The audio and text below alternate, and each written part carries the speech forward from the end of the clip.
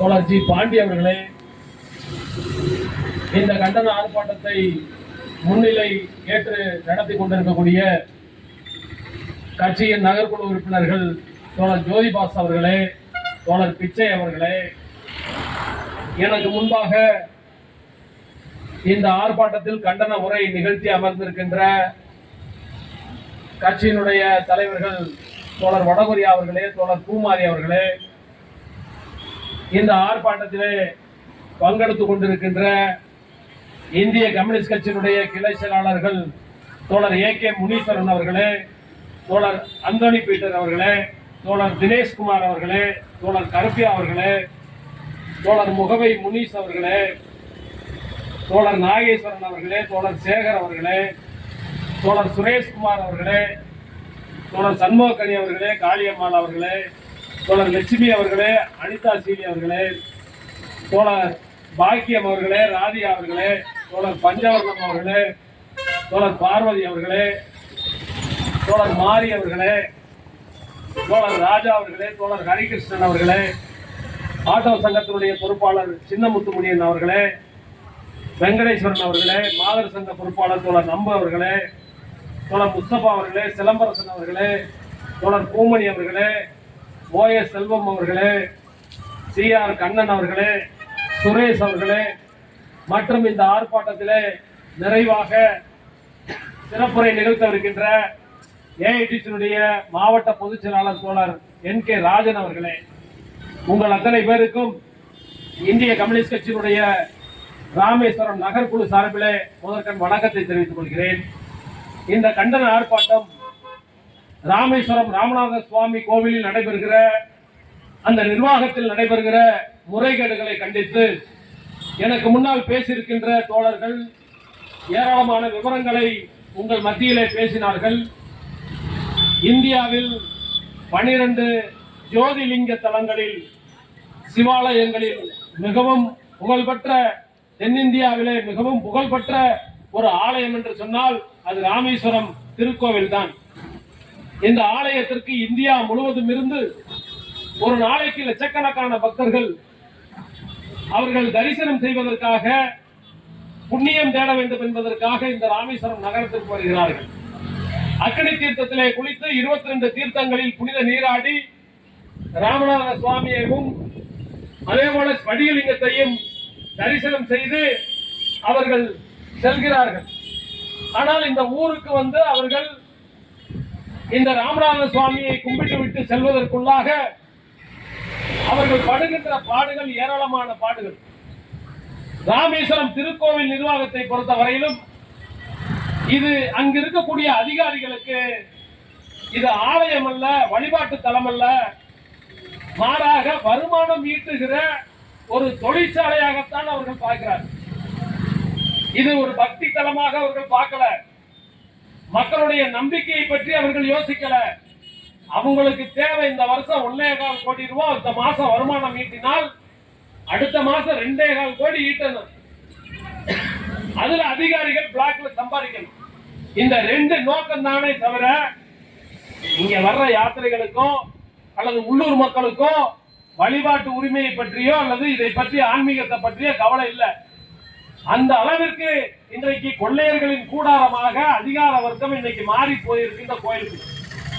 ஏற்கனவே கடந்த வருஷம் மாரியப்பன் என்று சொல்லக்கூடிய ஒரு அதிகாரி, அந்த அதிகாரி வந்து என்ன மாதிரி யோக்கிய எவனுமே கிடையாதுன்னு சொல்லி இந்த கோயில்ல அந்த கேட்டை இழுத்து போட்டு இந்த கேட்டை இழுத்து போட்டு அதுல கம்பி வச்சு அடை இதுல கம்பி வச்சு அடைன்னு அந்த ஆள் பண்ண அராஜகத்துக்கு அளவே கிடையாது. இந்த ஊரே சேர்ந்து அந்த ஆளை மாற்ற வேண்டும் என்று சொல்லி கடந்த ஆண்டு ஒரு பொது வேலை நிறுத்தம், ஆயிரக்கணக்கான விசைப்படங்கள் கடலுக்கு போகல, நூற்றுக்கணக்கான ஆட்டோக்கள் ஓடல, கடையடைச்சோம். ஏன்? இந்த கோயில்ல உள்ளூர் மக்களுடைய வழிபாட்டை அவர் மறுத்தாருங்கிற காரணத்துக்காக. ஆனா மேல சொன்னா அதிகாரிகிட்ட சொன்னா இந்து அறநிலைத்துறையினுடைய அமைச்சர் சேகர் பாபுட்ட சொன்னா அவர் மாதிரி யோக்கியம் யாரும் கிடையாதுன்னு சொன்னாங்க. கடைசியாக போராடி அவரை இடைமாற்றம் செஞ்சோம். ஆனா அப்படிப்பட்ட அந்த மாரியப்பன் யோக்கியவான் என்ன செஞ்சிருக்காரு தெரியுமா? சட்டத்தை மீறி அவருடைய மச்சினனுக்கும் தங்கச்சிக்கும் வேலை ஓட்டு கொடுத்துட்டார். மச்சிரனுக்கு வயசு 50. ஆனால் வேலைக்கு ஆள் எடுக்கும் போது என்ன ரூல்ஸ் சொன்னா 40க்குள்ள இருக்கணும், 25ல இருந்து 40க்குள்ள இருக்கணும். ஆனால் அவருக்கு வயசு 50. ஆனால் அவரே 35 சொல்லி சர்டிபிகேட் தாக்கல் பண்ணி அவருடைய மச்சிரனுக்கு வேலை போட்டு கொடுத்திருக்கிறார். தங்கச்சிக்கு அன்னதானத்துல வேலை போட்டு கொடுத்திருக்கிறார். இப்படி ஒரு முறைகேட்டை அவர் செஞ்சுட்டு போயிருக்கிறார். இன்றைக்கு அது அம்பலத்துக்கு வந்திருக்கு. இப்ப இருக்கிற அதிகாரி என்னன்னு சொன்னா, பழைய மாரியப்பன் என்ன செஞ்சாரோ அதையே இன்னைக்கு காரிக்காரர் போட்டு அடைக்கிறது, சுத்தி வர விடுறது இல்லை. ராமநாத சுவாமியை பொறுத்த வரைக்கும் எப்படி இங்க கும்பிடுவாங்கன்னு சொன்னா, உள்ளூர் மக்கள் முதல்ல நேர போய் பிள்ளையார கும்பிட்டுட்டு காசி விஸ்வநாதரை கும்பிடணும். அதுக்கடுத்து ராமநாத சுவாமியை கும்பிடுவாங்க, தட்சிணாமூர்த்தியை கும்பிடுவாங்க, அம்பாள் சந்நிதி போவாங்க. அம்பாள் சந்நிதி போனதுக்கு அப்புறம் திருப்பி நடராஜர சாமி விட்டு மகாலட்சுமிக்கு வந்து கடைசியில அலுமார போய் கும்பிட்டு முடிக்கிறது வழக்கம்.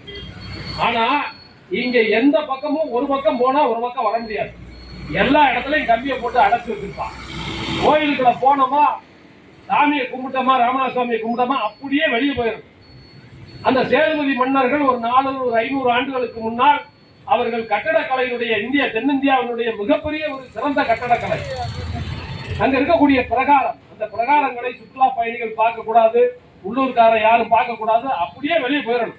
டிக்கெட் எடுக்கணும், 200 ரூபாய்க்கு டிக்கெட் எடுக்கணும், டிக்கெட் எடுத்து கொடுக்கணும், அப்படியே வெளியே போயிடும். இதுதான் இந்த கோயில் இருக்கக்கூடிய நிலைமை. இப்படி ஒரு முறையை இன்னைக்கு கொண்டு வந்து கடுமையாக உள்ளூர் மக்களும் ஒடுக்கப்படுறாங்க. இப்ப யாத்திரை வருஷத்துல ஒரு நாள் வர்றாரு, ஒரு மணி நேரம் அவர் வரிசையில நிற்பார். அவர் திட்டமிட்டு வருவார், 3 நாள் தங்கி இருந்து கோயிலை கும்பிட்டு போகணும். சரி, அதுல ஒரு நியாயம் இருக்கு. ஆனால் உள்ளூர்காரர் அப்படி இல்லை. காலையில பிடிஞ்சு எந்திரிச்சா காலையில போய் சாமி கும்பிட்டு அவர் கடையை திறப்பாரு அல்லது வேலைக்கு போவார். காலையில பிடிஞ்சா சாமி கும்பிட்டு தான் போகணும். அப்படிப்பட்ட உள்ளூர்காரர்கள் கூட இன்றைக்கு போக முடியல, வரிசையில வாங்குறான். புதுசு ஆட்கள் வந்து கூப்பிட்டு வரிசையில வாங்குறான். இப்படி ஒரு மோசடிங்கிறத இங்க நடக்குது. இந்த உள்ளூர் மக்களுடைய வழிபாட்டு உரிமையை தொடர்ச்சியாக மறுத்து கொண்டிருக்கிறார்கள். இது உள்ளூர் மக்கள் மத்தியில மிகப்பெரிய ஒரு கொந்தளிப்பை இன்னைக்கு ஏற்படுத்தியிருக்கு. நாங்கள் எச்சரிக்க விரும்புகின்றோம். இது மிகப்பெரிய போராட்டமாக இந்து அறநிலைத்துறைக்கு எதிராக, அதனுடைய அமைச்சர் சேகர் பாபுக்கு எதிராக வெடிக்கும் என்பதை நாங்கள் எச்சரிக்கையாக நாங்கள் சொல்ல விரும்புகிறோம். அடுத்து இந்த கோயில்ல எல்லாரும் இலக்கிய மாதிரி பேசுறான், எல்லாரும் கரெக்டா இருக்கிற மாதிரி பேசுவான். ஆனா பார்த்தா மிகப்பெரிய மோசடிகள் கடந்த 2-3 வருடங்களாக மிகப்பெரிய மோசடி நடக்குது. இங்க இருக்கக்கூடிய திமுக நண்பர்களை நான் வேண்டுகோளாக கேட்டுக்கிறேன். இங்க இருக்கக்கூடிய திமுக நண்பர்கள், நம்மளுடைய மரியாதைக்குரிய சட்டமன்ற உறுப்பினர், அவர்கிட்ட கேட்டா சொல்லுவாரு, இங்க இருக்கக்கூடிய அதிகாரிகள் என் பேச்ச கேட்கிறாள்ல. நம்ம நகர செயலாளத்தை சொன்னா அவரும் சொல்லுவாரு, எங்க பேச்ச கேட்கவே மாட்டேங்கிறாங்க, கோயில்ல எது சொன்னாலும் கேட்கறாங்கல்ல, என்ன செய்ய சொல்றீங்க? இந்த ஊர்ல இருக்கக்கூடிய எல்லாரும் சொல்லி பார்த்தாச்சு, ஆனா யாரும் கேட்கிறாங்கல்ல சொல்லி திமுக நண்பர்களும் எம்எல்ஏவும் தொடர்ச்சியாக சொல்றாங்க. ஆனா அந்த மாரியப்பன் இவங்க சொல்றதை கேட்க மாட்டாரு, இப்ப இருக்கிற அதிகாரியும் கேட்க மாட்டாரு. ஆனா ராமேஸ்வரத்துல கொஞ்ச நாளைக்கு முன்னால இந்த கோயில்ல வேலைக்கு ஆள் எடுத்தாங்க. ஒரு 40-50 பேர் புதுசாக வேலைக்கு ஆள் எடுத்தாங்க. எதுக்கு? தூர்வைக்கு, பாராவுக்கு, டிக்கெட்டுக்கு, அது போல அன்னதானத்துக்கு ஒரு 50 பேர் வேலைக்கு எடுத்தான். அப்படி எடுக்கும் போது மந்திரி சொன்னாலுக்கு மாரியப்பன் போஸ்டிங் போட்டுட்டான். காதர் பாச்சா முத்துராமலிங்கம் சொன்னாலுக்கு ஜேசி கையெழுத்து போடுறான். அன்னதானத்துல இங்க திமுக இருக்கக்கூடிய நிர்வாகிகள் 2 லட்சம் 1 லட்சம் வாங்கிட்டு நீங்க கொண்டு போய் சேர்க்கையிலாம் மாரியப்பன் ஒத்துக்குருவா. ஆனா உள்ளூர் மக்கள் வழிபடுறதுக்கு ஒரு உரிமை வாங்கிட்டாங்கன்னா அதை மட்டும் இந்த அதிகாரி கேட்க மாட்டான்னு நீங்க எப்படி சொல்றீங்க? நீங்க செய்யற முறைகேட்டுக்கெல்லாம் துணை போற அதிகாரி மக்களுடைய வழிபாட்டு உரிமையை மட்டும் வாங்கி தர மாட்டான்னு நீங்க எப்படி சொல்றீங்க? அப்ப நீங்களும் நிர்வாகத்தோடு சேர்ந்து கொண்டு இந்த ஊர் மக்களை வஞ்சிக்கின்றீர்கள். இந்த ஆண்டு ராமேஸ்வரத்துல நவாஸ்கனி அவர்களுக்கு குறைந்தபட்சம் 10,000 ஓட்டு அல்லது 5,000 ஓட்டு டிஃபரண்ட் வரணும். வெறும் 1,500 ஓட்டுல தான் அவர் ஜெயிச்சிருக்கிறார். ராமேஸ்வரத்துல லீடிங் 1,500 தான். என்ன காரணம்? இந்த திருக்கோயில நடந்த முறைகேடுகள், இந்த திருக்கோயில இருக்கக்கூடிய அதிகாரிகளுடைய அராஜகம், இந்த ஊர்ல இந்த கோவிலை வைத்து பிழைப்பு நடத்துகிற மக்கள், ஆயிரக்கணக்கான மக்களை எல்லாம் திருட மாதிரி பாக்குறான் அதிகாரி. போனா கேவலமா பாக்குறான், பிழைக்க கூடாதுன்னு நினைக்கிறான், வெளியே போடாங்கிறான் கோயிலுக்கு. இந்த கோயிலே நம்பி இருக்கக்கூடிய ஆயிரக்கணக்கான மக்கள் படம் வைக்கிறான், யாத்திரை பணியாளரா இருக்கான், கடை வச்சிருக்கிறான், சுத்தி டீ கடை வச்சிருக்கிறான், பிளாட்ஃபார்ம்ல கடை வச்சிருக்கிறான், புரோகிதரா இருக்கிறாரு. எல்லாரும் இதை நம்பி பிழைக்கிற மக்களை பூரா நீ மோசமானவனா இன்னைக்கு நீ பாக்குற. நீங்க சேர்ந்து பாக்குறீங்க, திமுக நண்பர்களும் சேர்ந்து பாக்குறீங்க. அதனாலதான் அங்க உரிமைக்கு குரல் கொடுக்கல. எல்லாத்துக்கும் போராட வேண்டி இருக்கு, எல்லாத்துக்கும் ரோட்டுக்கு வர வேண்டி இருக்கு. போராடித்தான் உரிமைகளை பெற வேண்டி இருக்கு. அப்ப இரண்டு பேருமே சேர்ந்து இந்த முறைகேட்டில் ஈடுபடுறீங்க. அவங்க அதை விட அதிகாரி மோசமா இன்னைக்கு நடந்துக்கிறான். அன்னதானத்துல ஒரு நாளைக்கு 1000 பேர் சோறு சாப்பிட்டாங்கன்னா 5000 பேருக்கு கணக்கு எழுதப்படுது. நாங்க பச்சையா சொல்றோம், அந்த முறைகேட்டை தடுக்கணும்னா நாங்க ஒரு யோசனை சொல்றோம். ரேக வைக்கிறது, எல்லா பக்தர்களும் ரேக வச்சுட்டு வரிசையா போ, அட்டண்டன்ஸ் போடு, டிஜிட்டல் முறையில பதிவு செய்யும், ஒரு நாளைக்கு எவ்வளவு பேர் சாப்பிடுறாங்க. குறைந்தபட்ச முறைகேடுகளை தடுக்க முடியும். 1000 பேர் சாப்பிட்டாங்கன்னா 1000 பேர் தான், அதுக்கு மேல இல்ல. ஏன்னா நிறைய பேர் டொனேட் பண்றாங்க, வரவன் நிறைய பேர் டொனேஷன் கொடுக்குறான் அன்னதானத்துக்கு. அந்த காசுகள் எல்லாம் மோசமாக போகக்கூடாதுன்னு நாங்க சொல்றோம். ராம்கோ நிறுவனமும் அன்னதானத்தில் இருக்கக்கூடிய அதிகாரிகளும் சேர்ந்து கொள்ளையடிச்சுட்டு இருக்கிறாங்க. அந்த பொருளை பூரா வெளியில விற்கிறான். அது ஒரு மோசடி நடக்குது. இன்னொரு பக்கத்துல பார்த்தா கோடி தீர்த்தம், ராமேஸ்வரத்தில் இருக்கக்கூடிய கோடி தீர்த்தங்கிறது கங்கைக்கு நிகரான புனிதம் வாய்ந்தது. தென்னிந்தியாவில் இருக்கக்கூடிய சங்கராச்சாரியார்கள் அனைவருமே தீட்சை கொடுக்கிறதுக்கு இந்த தீர்த்தத்தை தான் பயன்படுத்துறாங்க. அவ்வளவு முக்கியத்துவம் வாய்ந்த அந்த தீர்த்தத்துல அதை கிட்டத்தட்ட ஐபிஎல் ஏலம் மாதிரி ஏலம் தான் போடல, அவ்வளவு வசூலிக்கப்படுது. ஒரு நாளைக்கு 40,000 50,000 சட்டவிரோதமாக அந்த தொட்டியில வசூல் பண்றாங்க. இந்த வசூலிக்கிற பணத்தை எல்லாம் ஒரு அதிகாரி வாங்கிட்டு போறான். யாருக்குன்னு கேட்டா அவன் மேல் அதிகாரிக்குங்கிறான், அமைச்சருக்குன்னே சொல்றான். கேவலமா இருக்கு. அமைச்சருக்கே வசூலிக்கப்படுது. சேகர்பாபுக்கு தான் இந்த பணம் போகுதுன்னு அங்க இருக்கக்கூடிய ஆளுக்க பூரா சொல்றான். அது திமுக நண்பர்களுக்கு அசிங்கமா இல்லையா? அந்த பணத்தை தடுத்து நிறுத்த முடியல. நாங்க நோட்டீஸ் போட்டு, போஸ்டர் போட்டு, கோரிக்கை வச்சு போராட்டம் அறிவிச்ச பின்னாடி கூட இன்னைக்கு காலையில கூட வசூல் பண்றான். 100 ரூபாய் அடிக்க வச்சிருக்கான். மாசத்திற்கு பல லட்சம் ரூபாய் வசூலிக்கப்படுது முறைகேடாக. அதை தடுத்து நிறுத்த மாட்டேங்கிறான். பிரசாத ஸ்டால், இலவசமா பிரசாதம் கொடுக்கணும்னு ஒரு திட்டத்தை முதலமைச்சர் கொண்டு வந்தார். எல்லா பக்தர்களுக்கும் இலவசமா லட்டு கொடுக்கணும். யாரு கொடுக்குறாங்க? ஒருத்தருக்கும் கொடுக்கறது இல்ல. இலவசமா யாருக்குமே கொடுக்கறது இல்ல. அந்த திட்டத்தோட தான் இருக்கு. உண்மையில அந்த திட்டத்தை கொண்டு வந்தவங்க திட்டம் கொண்டு வந்தாங்களா இல்ல நிரூபித்தாங்களான்னு சொல்லி மக்களுக்கு தயவு செஞ்சு விளக்கணும்.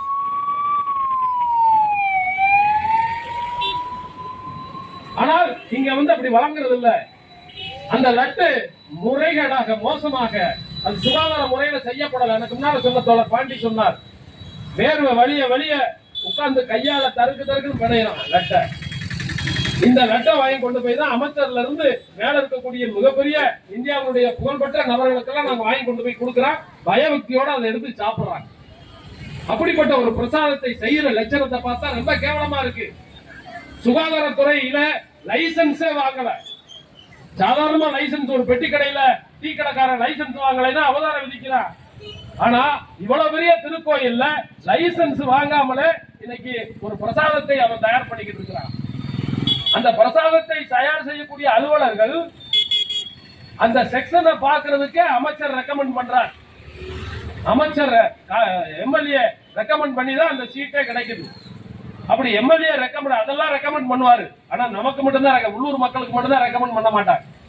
அப்படி ரெக்கமெண்ட் பண்ணி அந்த சீட்டை வாங்குற லெவலுக்கு அப்ப அதுல கிடைக்குது. அப்படி ஒரு மோசடி என்பது அந்த பிரசாதத்துல நடக்குது. அதை தடுக்கப்பட வேண்டும். அதுபோல கக்கூஸ் கட்டி போட்டிருக்காய். வடக்கு வாசல்ல போய் பாத்தீங்கன்னா கக்கூஸ் கட்டி போட்டிருக்கான். அது ஏதோ ஒரு அரசாங்க திட்டத்துல கக்கூஸ் கட்டி போட்டிருக்கான். ஆனா அதுக்கு டிரைனேஜ் கனெக்ஷன் கொடுக்கறதுக்கு இந்த நகராட்சியில ஏற்பாடு இல்லை. இந்த டிரைனேஜ்ல அந்த கனெக்ஷன் கொடுக்கணும். அந்த கனெக்ஷன் கொடுக்கலன்னு சொல்லிட்டு கிட்டத்தட்ட மாச கணக்கில் அந்த வடக்கு வாசல் இருக்கக்கூடிய கழிவறையும் குளியல் அறையும் பக்தர்களுடைய பயன்பாட்டுக்கு கொண்டு வராம அப்படியே கிடக்கு. வருஷ கணக்கில் கிடக்கு. ஆனால் அதை கொண்டு வர மாட்டேங்கிறாங்க. அடிப்படை வசதிகளை பற்றி கவலை இல்லை. ஆனால் வருமானம் ஈட்ட வேண்டும் என்கிற ஒரே ஒரு நோக்கம் தான் இங்க இருக்கக்கூடிய அறநிலைத்துறை அதிகாரிகளுக்கு இருக்கு. இப்படி ராமேஸ்வரம் கோயிலில் நடக்கக்கூடிய இந்த முறைகேடுகள் படு மோசமாக இருக்கு. நாங்க பல கோரிக்கைகளை வச்சிருக்கோம். ஸ்படிகலிங்க தரிசனம், காலையில ஸ்படிகலிங்கம் இங்க மட்டும்தான், ராமேஸ்வரத்துல மட்டும்தான் 2 மூலவர். 5 மணில இருந்து 6 மணி வரைக்கும் ஸ்படிகலிங்க தரிசனம், அது ஒரு மூலவர். 6 மணிக்கு மேல இரவு வரைக்கும் பார்த்தா வேற ஒரு மூலவர் பழைய லிங்கம். இப்படி 2 மூலவர்கள் இருக்கக்கூடிய சந்நிதி ராமேஸ்வரத்துல தான். அந்த முதல் மூலவரை பார்க்கறதுக்காகத்தான் வட மாநிலங்கள்ல இருந்து லட்சக்கணக்கான பேர் வர்றாங்க, உள்ளூர்ல இருந்து போறாங்க. ஆனால் வலுக்கட்டாயமாக டிக்கெட் இல்ல, கட்டணம் இல்லைன்னு சொன்னா கடவுளையே தரிசிக்க வேண்டும் என்று சொன்னால் காசு இல்லை என்றால் கடவுளையே தரிசிக்க முடியாது. அப்படி ஒரு கட்டுப்பாடு. இலவசம் என்பதே படிகளிங்க தரிசனத்துல இல்லைங்கிறது எந்த விதத்திலும் ஏற்க முடியாது. மிகப்பெரிய இந்து அறநிலைத்துறையினுடைய அராஜக நடவடிக்கை. நீங்க அத இலவசத்தை அனுமதிக்கலைன்னு சொன்னா நாங்க நூற்றுக்கணக்கான பக்தர்களோட கோயிலுக்குள்ள நுழைஞ்சு நாங்க தரிசனம் ஒரு நாளைக்கு நாங்க செய்வோம். நாங்களே கூட்டிட்டு போவோம், உள்ள நுழைஞ்சு நாங்க தரிசனம் செய்வோம். அப்படி ஒரு அராஜகத்தை இந்த அறநிலைத்துறை செஞ்சுக்கிட்டு இருக்கு. எனவே இதெல்லாம் தடுக்கப்பட வேண்டும் என்பதை நாங்கள் கேட்டுக்கொள்றோம். ஏற்கனவே சொன்ன மாதிரி இந்த பகுதியில மது விற்பனைங்கிறது பெண் தோழர்கள் சுட்டி காட்டினது போல ஏராளமான மது விற்பனை நடக்குது. காவல்துறை அதிகாரிகள் நிக்கிறீங்க, இதே பஸ் ஸ்டாண்ட்லயே 10 பேர் விற்கிறாங்க, சந்துக்கு சந்து விற்கிறாங்களாம். 10 பேர் சரக்கு விற்கிறான். ஆனா பாத்துக்கிட்டு தான் இருக்கிறோம்.